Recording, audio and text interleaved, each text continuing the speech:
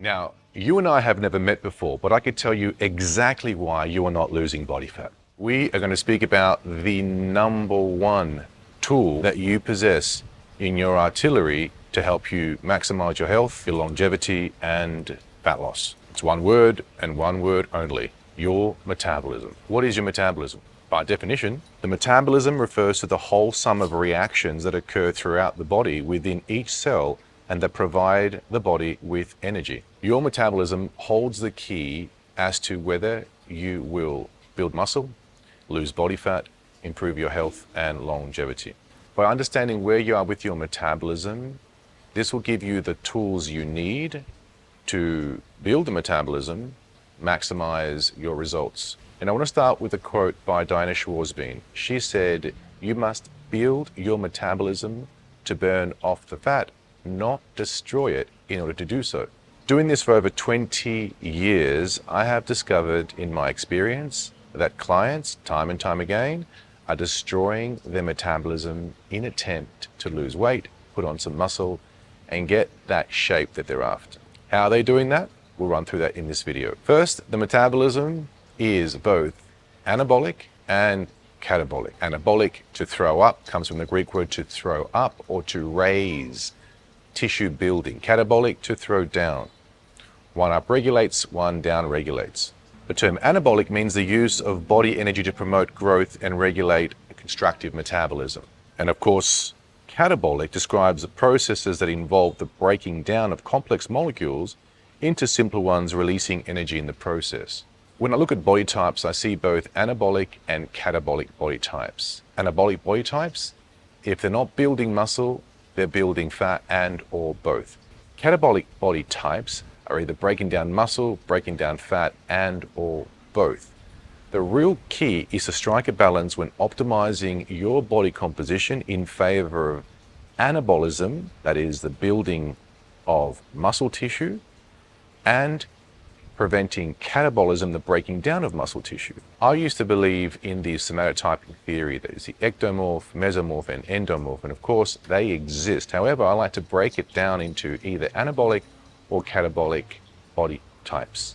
Anabolic body types, they're indiscriminately building tissue. If they're not building muscle, they're building fat and or both. Catabolic body types, if they're not breaking down muscle, they're breaking down fat and or both. Now the key to optimizing body composition is to swing in the favor of anabolism through muscle tissue and catabolism through fat tissue. That is the ability to be able to build maximum muscle and thus subsequently drop body fat in the process. How do we do that? There are 4 areas that determine total daily energy expenditure. And these 4 areas will influence your body's ability to maximize fat loss. The first area is your basal metabolic rate. What is your BMR? What is your basal metabolic rate? Well, it's the rate of how much energy your body burns at rest. If I had you lying in a hospital bed watching Dr. Phil all day and you weren't moving, all you did was just breathe and blink, how much energy does your body require just to keep the lights on? That is your basal metabolic rate. That makes up to 70+% of the total energy you burn in one day. Now, your basal metabolic rate is heavily influenced by one thing only, and that is how much muscle you have on your frame. The more muscle mass you have on your frame, the higher your basal metabolic rate is. Think of your basal metabolic rate much like the cylinder engines of a car. If you have very little muscle mass, or if you're below 5'3", you have a 3 or 4 cylinder engine of a car. So at idle speed, you don't burn that much fuel, meaning at rest, you're not burning that much energy. To raise your basal metabolic rate, we have to add muscle to your frame to a point whereby more muscle mass, like adding more pounds to your basal metabolic rate, and for every pound of muscle you gain, equates to roughly 50 extra calories you burn at rest. So if you gain 5 pounds of muscle mass, you can now burn up to 250 so-called calories per day, or you get to eat more food. So the real secret to raising your metabolism is to raising your basal metabolic rate, because that equates for 70+% of the energy that you burn at rest. The moment you get out of bed, once your 2 feet touch the floor, the amount of muscle mass that you hold on your frame will determine up to 70% of how much energy you burn each day. The second part to that is your NEAT. NEAT stands for non-exercise activity thermogenesis. That is the walking around, fidgeting, chasing after your children, doing the daily thing, the moving, the steps, the non-stop fidgeting. That equates for 15% of your total daily energy expenditure. So far, we have 85% from just your basal metabolic rate and the NEAT that attributes to how much energy you burn each day. The third part is the thermic effect of food, or TEF. What is that? That is the body's rate of expending energy to digest and assimilate food. Out of all macronutrients, the highest thermic effect is that of protein. Protein equates for 30% of the energy that we consume just digesting and assimilating food. This basically means if you had 100 calories of chicken breast, 30 of those calories will be used up just to process and digest that chicken breast. What does that mean? It means that a high protein diet is a high fat burning diet, because the more protein you have, the harder the body has to work to break down and digest that food, which ends up raising heat and burning more calories. And last but definitely not least is what we call EAT, exercise activity thermogenesis. That is the time you set aside for formal cardio expenditure. That equates for only 5% of the total calories that you burn each day. Why do I say this? I say this because it's really important for you to understand where to prioritize your efforts when it comes to losing body fat. If you had an hour of the day and you allocate it to jumping on the treadmill, what are we doing? We are dedicating only 5% of the energy allotted to burning calories. That's not that much. However, if you took that same 1 hour and dedicated it into building muscle, i.e. strength training, we raise the basal metabolism, and as we raise the basal metabolism, we burn a lot more energy at rest. Now, what do most people do when it comes to losing weight? They focus on reducing. They reduce their calories, they reduce their ability to go to the gym and build muscle mass, and they go out and they expend all this energy doing cardio on the treadmill, and they only break down more muscle tissue, which slows down the metabolism, and they end up burning less calories at rest.